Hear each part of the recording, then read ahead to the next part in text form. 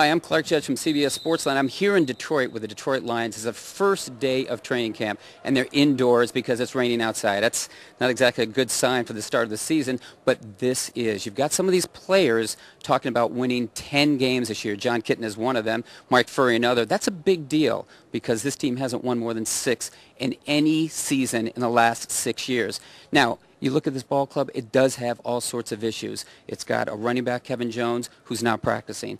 No one knows when he's going to come back. You got Shaun Rogers. I'm looking at him over here. He's on the blocking sled. No one knows when he's coming back either, but they think he'll be back by the 3rd preseason game, maybe no later than 3rd preseason game. He's coming back from a knee injury and a shoulder injury. You've also got offensive line problems, a cornerback, the right cornerback that no one's sure about. But this is why I like this team and why I think they're intriguing to watch this year.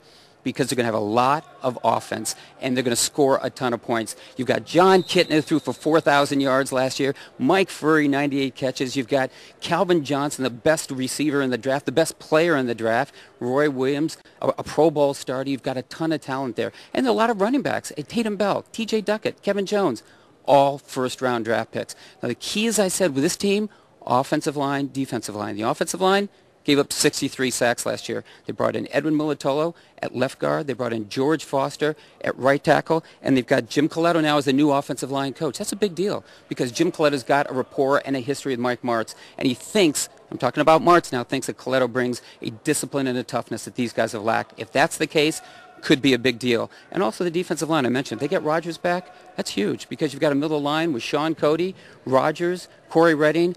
That could be tough for anyone to run on. I think this team is very interesting this year. I think it's an intriguing ball club, and I think it's one that, yeah, it could win 10 games. Do I think it will? No, but it could.